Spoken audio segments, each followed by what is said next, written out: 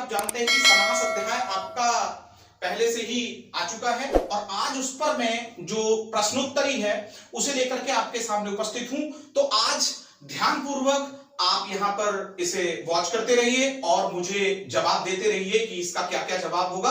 और मैं शुरू करता हूं बिना समय गवाए। तो देखिए यहां पर समास पर आधारित पहला जो प्रश्न है वो प्रश्न आपकी स्क्रीन पर आ रहा है कि राज दरबार में कौन सा समास है। तो देखिए यहां लिखा हुआ है कि राज दरबार में कौन सा समास है और मैं आपको बता दूं कि जो आपके उत्तर दिए गए हैं तो उसमें जो पहला जो ऑप्शन है वो दिया गया है आपका कि वो अव्ययी भाव है, द्वंद्व है, तत्पुरुष है या द्विगु है। तो आप मुझे बताइए कि इसमें कौन सा हो सकता है। देखिए मैं इसमें बताता हूं अभी आपको। देखिए इसमें अव्ययी भाव तो इसलिए नहीं हो सकता है क्योंकि इसके अव्ययी भाव कहता है कि उसमें पहले अव्यय होना चाहिए और उसके बाद संज्ञा होनी चाहिए, नहीं बनेगा। दूसरा द्वंद्व इसमें ऑप्शन दिया है तो द्वंद्व प्रिय विद्यार्थियों इसलिए नहीं बनेगा कि द्वंद्व कहता है विपरीत शब्द युग्म का आना। और नंबर 3 दिया गया है इसमें तत्पुरुष, तो तत्पुरुष कहता है विभक्ति चिन्ह का लोप होना।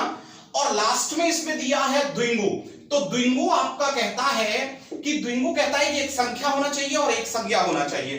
तो मैं आपको बता दूं कि जो इसमें ऑप्शन जाएगा वो तत्पुरुष जाएगा। क्यों जाएगा? क्योंकि जब राज दरबार का हम समास विग्रह करते हैं तो हम लिखते हैं यहां पर राजा का दरबार, ठीक है। और जब हम राजा का दरबार यहां पर लिख रहे हैं तो इसमें का विभक्ति चिन्ह का लोप है, तो यहां पर ये तत्पुरुष है और तत्पुरुष में भी क्या होना चाहिए? का की के किस में आता है? संबंध तत्पुरुष। तो इसलिए जो आपका इसमें आंसर होगा वो क्या होगा? तत्पुरुष। और उसमें भी मैंने आपको बताया कि ये संबंध तत्पुरुष होगा। चलिए मैं नंबर 2 पर चलता हूं। देखिए इसने कहा कि समास के पदों को अलग करने की जो प्रक्रिया है उसे क्या कहा जाता है, यानी कि जब हम समास को तोड़ते हैं, सामासिक पद को तोड़ते हैं तो उसे क्या कहा जाता है। तो देखिए मैं आपको बता दूं कि जब हम समास को तोड़ते हैं तो समास दो पदों का योग होता है, दो पद उसमें मिलते हैं और एक आता है आपका प्रथम पद और एक आता है उत्तर पद। तो जब हम इनको तोड़ते हैं यानी कि समास को तोड़ते हैं तो हम उसे कहते हैं समास विग्रह। जबकि मैंने आपको बताया था कि जब संधि को तोड़ते हैं तो उसे कहते हैं हम संधि विच्छेद। तो समास को तोड़ना क्या कहलाया जाएगा? यहां पर जो आपका ऑप्शन दिया गया है बी विग्रह, उसे कहा जाएगा। विभक्ति इसमें तीसरा ऑप्शन दिया है तो विभक्ति तो आप जानते ही हैं, कर्ता ने कर्म को करण से, ये आपने पढ़ी होंगी। मैंने बताया था प्रथमा ने द्वितीया को, तृतीया से, चतुर्थी के लिए पंचमी से भिन्न, षष्ठी का के री, सप्तमी में पेपर संबोधन हे अरे हो।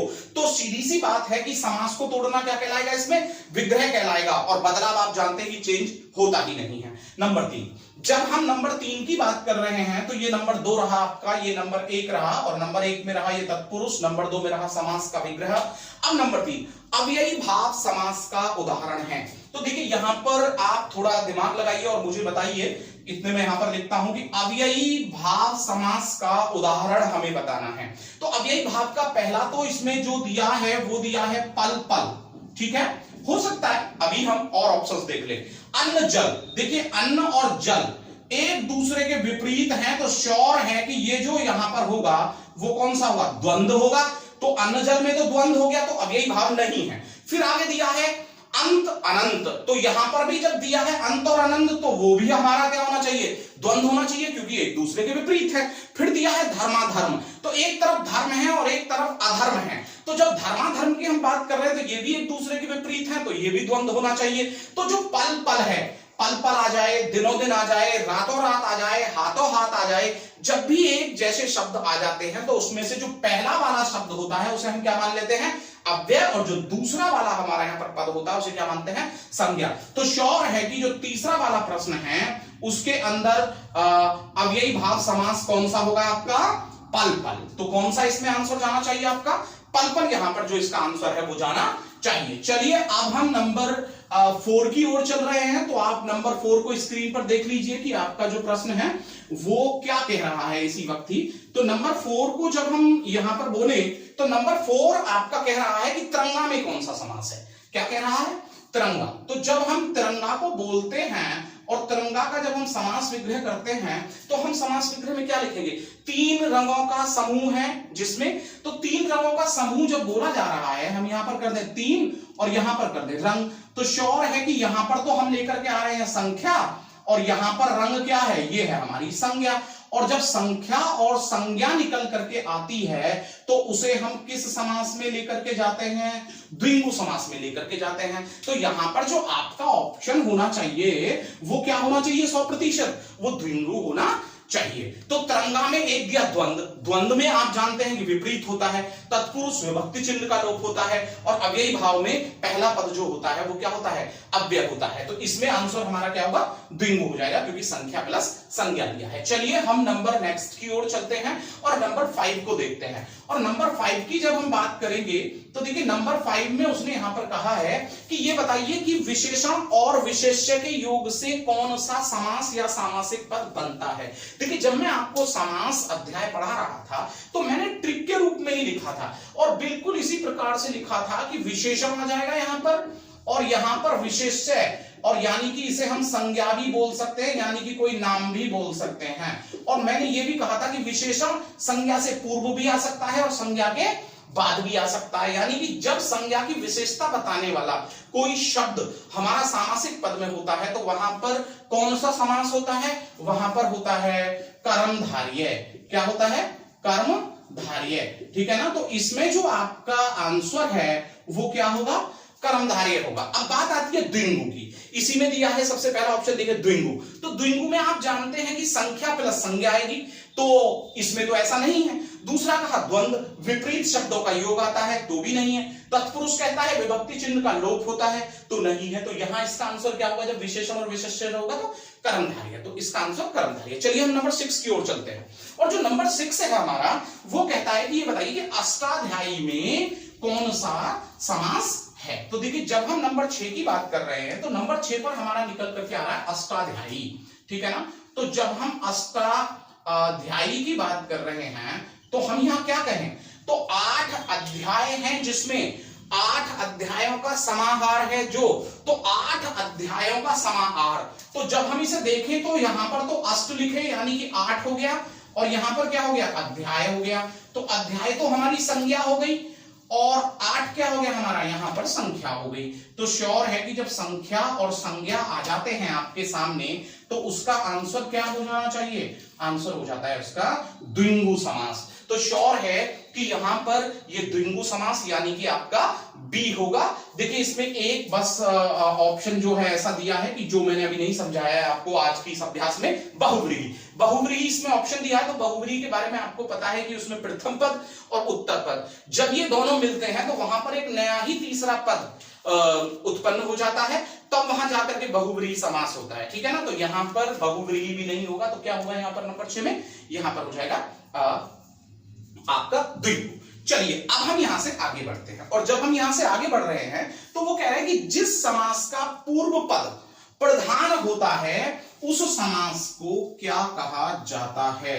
तो देखिए यदि आपने मेरी वो कक्षा देखी है कि जिसमें मैंने ट्रिकी रूप में केवल 2 मिनट में आपको बताया है कि कौन सा पद प्रधान होगा, यदि आपने नहीं देखी है तो पहले आप उस वीडियो को देखिएगा ताकि आप पूर्व पद या उत्तर पद या कोई भी पद किसी भी प्रधानता कहीं से भी कोई भी प्रश्न आ जाए तो उसमें आप कंफ्यूज ना हो। तो देखिए जैसे कि नंबर 7 क्वेश्चन है, इसने कहा जिस समास का पूर्व पद प्रधान होता है उसे क्या कहते हैं। तो आपको मैं बता दूं कि नंबर 8 की हम बात कर रहे हैं, जिस समास का पूर्व पद, तो आपने देखा होगा कि जो अव्यय होता है और उसमें हम संज्ञा जोड़ते हैं, ठीक है ना। तो वहां पर कौन सा पद प्रधान होता है, अव्यय जो होता है ये पद प्रधान है, ठीक है ना। और ये कौन सा पद है हमारा, पूर्व पद प्रधान है। तो किसमें हो गया, अव्ययी भाव समास में ही तो होता है। अब आप कहेंगे कि सर ऐसा कैसे, तो देखिए आप सभी लोग बैठे हुए हैं, बड़े ध्यानपूर्वक कक्षा कर रहे हैं। तो देखिए मैं आपको बताऊं कि इसमें पहला ऑप्शन दिया संबंध तत्पुरुष। तो देखिए तत्पुरुष समास जो होता है उसमें विभक्ति चिन्ह का लोप होता है, और आपको पता है कि विभक्ति चिन्ह का लोप होता है। तो मैंने एक ट्रिक दी थी कि द्विकर्म पुरुष उत्तर में रहता है। तो देखिए द्विकर्म पुरुष, तो जो तत्पुरुष समास है उसका तो उत्तर पद प्रधान होगा। फिर बात आती है कर्मधारय, तो द्विकर्म तो कर्मधारय का भी उत्तर पद प्रधान होता है। और द्वंद्व में चूंकि दोनों के बगैर हम किसी की कल्पना नहीं कर सकते, तो उसमें जो द्वंद्व है उसमें दोनों पद प्रधान होते हैं। इसलिए यहां पर जो आपका जवाब है, फिर से मैं बता दूं कि क्या बनेगा, अव्ययी भाव बनेगा। चलिए अब हम यहां से नंबर 9 की ओर चलते हैं और देखिए नंबर 9 जो है वो आपका कह रहा है, नंबर 8 यहां पर कह रहा है। अब देखिए वो क्या कह रहा है, अब यहां पर कह रहा है कि उपकूल में कौन सा समास है। तो उपकूल में कौन सा समास है, तो देखिए शायद मैं पहला नंबर यहां पर गलत डाला हूं, ये नंबर 7 होना चाहिए था, ठीक है ना। अब यहां 7 के बाद यहां 8 होगा, ठीक है ना। तो नंबर 8 आपकी स्क्रीन पर कह रहा है कि उपकूल में कौन सा समास है, ठीक है। तो जब हम यहां पर चर्चा करते हैं उपकूल की, तो एक शब्द हम यहां लिख लेते हैं उपकूल, ठीक है। तो देखिए उपकूल लिख सकते हैं, तो क्या हम उपनयन नहीं लिख सकते, ठीक है, लिख सकते हैं ना। तो जब हम यहां पर उप लिख रहे हैं तो यहां भी उप लिख रहे हैं, तो क्या हम उप प्रधानाचार्य नहीं लिख सकते, लिख सकते हैं ना। तो हम उप को बार बार लेकर के आ रहे हैं, और जब हम उप को यहां बार बार लेकर के आ रहे हैं तो श्योर है कि ये जो उप है ये अव्यय के रूप में है, और जब अव्यय में हम किसी संज्ञा को जोड़ देते हैं तो श्योर है कि वहां पर कौन सा समास हो जाता है, अव्ययी भाव समास हो जाता है। तो श्योर है कि प्रिय विद्यार्थियों इसका जो यहां पर आप ऑप्शन लगाएंगे वो कौन सा लगाएंगे, अव्ययी भाव, ठीक है। अब हम यहां से आगे बढ़ रहे हैं, यहां से जब आगे चलते हैं तो नंबर 9 को देखते हैं, और नंबर 9 कह रहा है कि ये बताइए कि लिखने और पढ़ने में कौन सा समास है।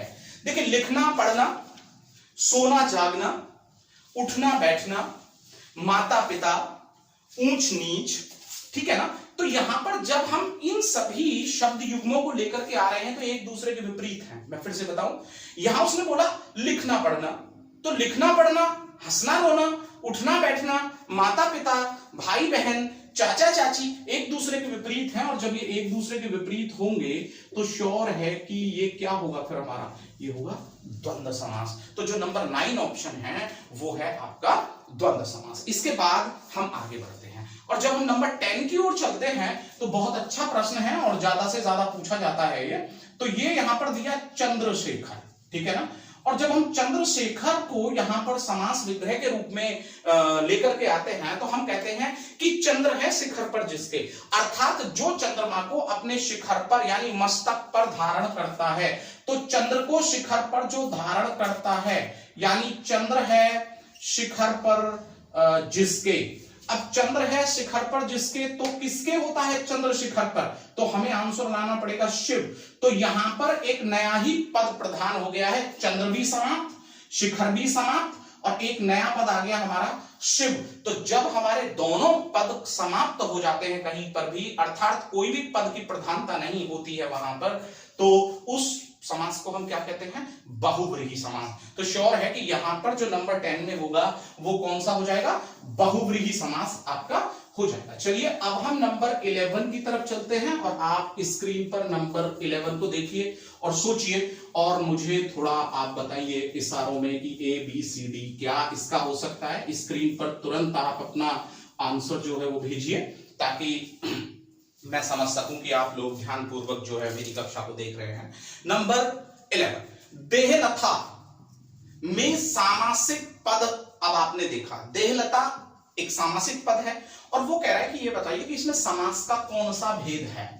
देखिए अभी हमने यहां पर लिखा देह लता, और जब हम देहलता की बात कर रहे हैं तो यहां देह है और यहां लता है, अर्थात हम ऐसे बोले कि देह के समान लता है जो। जब हम इसका समास विग्रह करेंगे तो हम क्या लिखेंगे, देह के समान लता, लता का मतलब बेल, लता है जो, ऐसे ही तो लिखेंगे ना, देह के समान लता है जो। जब आप इसका समास विग्रह कर रहे हैं तो देह और लता, तो लता की विशेषता क्या है, देह, और जहां पर विशेषता बताई जाती है तो वहां पर जो समास होता है वो कौन सा होता है, वहां समास होता है कर्मधारय। तो यहां पर जो आपका ऑप्शन बनेगा वो क्या बनेगा, कर्मधारय। तो आप समझ गए होंगे कि यहां पर ये कर्मधारय क्यों है। चलिए हम नंबर 12 को देख लेते हैं, और जो नंबर 12 यानी कि जो प्रश्न 12 यहां दिया है, और देखिए ध्यान पूर्वक, मैं इस प्रश्न का जवाब आज की ही कक्षा में कई बार दे चुका हूं, तो जल्दी से मुझे लिख करके भेजिए कि इसका कौन सा आपका जो है वो आंसर होना चाहिए। जब किसी समास में दोनों शब्द प्रधान होते हैं, यानी कि प्रथम पद भी प्रधान होगा और उत्तर पद भी प्रधान होगा, वो ये कहना चाहता है, यानी कि ये दोनों ही पद कैसे हों, प्रधान हो। तो बराबर पता है आपको वहां पर क्या होगा, द्वंद्व। वहां पर कौन सा समास होता है, वहां द्वंद्व समास होता है। आप कहेंगे कि क्यों होता है। अब हम बोले माता पिता, तो माता के बगैर आप पिता की कल्पना नहीं करेंगे, पिता के बगैर माता की कल्पना नहीं, बहन के बगैर भाई की नहीं, तो भाई के बगैर बहन की कल्पना नहीं, ऊंच के बगैर नीच की नहीं, नीच के बगैर ऊंच की नहीं। तो जहां पर विपरीत शब्द युग्म आता है तो वहां क्या हो जाता है, द्वंद्व समास हो जाता है। तो नंबर 12 का जो आपका आंसर है वो क्या हो जाएगा, द्वंद्व। चलिए अब हम नंबर 13 यानी कि 13 पर चलते हैं। तो देखिए 13 क्या कहता है, 13 कह रहा है होलीगन, इंग्लिश में एक वर्ड है छुट भइये, टटपूंजिया बदमाश। तो यहां पर वो कह रहा है कि जो छुट भइये है उसमें कौन सा समास है, जरा ध्यान से देखिएगा, छुट भइये। अब जब हम छुट भइये की बात करें तो जब हम इसका समास विग्रह करें तो क्या करें, छोटे और प्लस में क्या करें, भइये, छोटे भइये, ठीक है ना। अब यहां पर जब हम छुट भैया की बात कर रहे हैं तो भैया यानी कि जो ब्रदर्स हैं उनकी विशेषता क्या है कि वो छोटे हैं, और जब ब्रदर छोटे हैं तो श्योर है कि विशेषता बताई गई है, तो आप क्या लगा देंगे यहां पर, कर्मधारय लगा देंगे, राइट।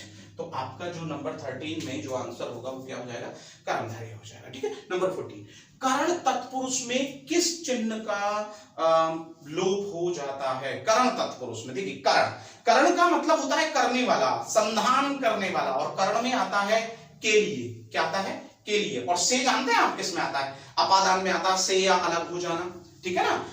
में किस में आ जाता है, प्रथमाने द्वितीय को तृतीया से चतुर्थी के लिए, पंचमी से भिन्न, षष्ठी का के लिए, सप्तमी में पेपर।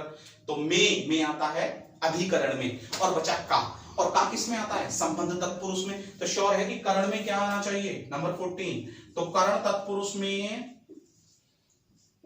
कर्ण तत्पुरुष, तो कर्ण तत्पुरुष लेकर के आता है के लिए, क्योंकि इसमें किसी ना किसी के लिए कोई काम किया जाता है, ठीक है ना। तो आप समझ गए होंगे। चलिए हम नंबर 15 की बात करते हैं, नंबर 15 की बात करते हैं। और देखिए नंबर 15 आपका यहां पर कह रहा है, प्रिय विद्यार्थियों चलो मुझे इसके आंसर्स लिख करके भेजो जल्दी से। निम्नलिखित में से कौन सा युग्म सही नहीं है, निम्न में से कौन सा युग्म सही नहीं है। देखिए पहला दिया नीलकमल, जब हम नीलकमल का समास विग्रह करें तो हम कहेंगे कि नीला है कमल जो, तो कमल की विशेषता नीला अर्थात कर्मधारय है, बिल्कुल सही है। दूसरा है कह रहा है आजीवन। अब जब आजीवन की बात करें तो आजीवन हो सकता है, आमरण हो सकता है, आगंतुक हो सकता है, और आगमन हो सकता है। तो आजीवन को जब हम देखें तो आ यहां पर क्या होना चाहिए, आ हम देखेंगे और यहां पर हो जाएगा जीवन। तो यहां पर जो आ है वो हमारा क्या हो गया, अव्यय हो गया। तो श्योर है कि ये क्या होना चाहिए, अव्ययी भाव होना चाहिए। तो जब ये अव्ययी भाव समास होना चाहिए तो आपकी स्क्रीन पर क्या दिखाई दे रहा है इसमें, तत्पुरुष। तो ये तत्पुरुष समास नहीं हो सकता, ये अव्ययी भाव है। चलिए चौराहा बिल्कुल द्विगु है, चार राहों का समाहार है जो यथाशक्ति अव्ययी भाव है, यथाशक्ति हो सकता है, यथावत हो सकता है। तो मैं समझता हूं कि प्रिय विद्यार्थियों जो अभी हमने समास पर आधारित इन 15 प्रश्नों पर चर्चा की है, ये सभी के सभी 15 प्रश्न यूपी टेट में, यूपी ट्रिपल एससी में और स्टेनो की परीक्षा में आए हैं। तो मैं समझता हूं कि आप इसी प्रकार से जो हमारी अभ्यास पर आधारित प्रश्न श्रृंखलाएं हैं उन्हें ध्यानपूर्वक देखते रहेंगे और अपने जो रिप्लाई हैं वो उस पर तुरंत भेजते रहेंगे। मैं पुनः आपके सामने फिर एक नई प्रश्न श्रृंखला के साथ उपस्थित हूंगा। तब तक के लिए मैं आपसे विदा चाहता हूं। नमस्कार।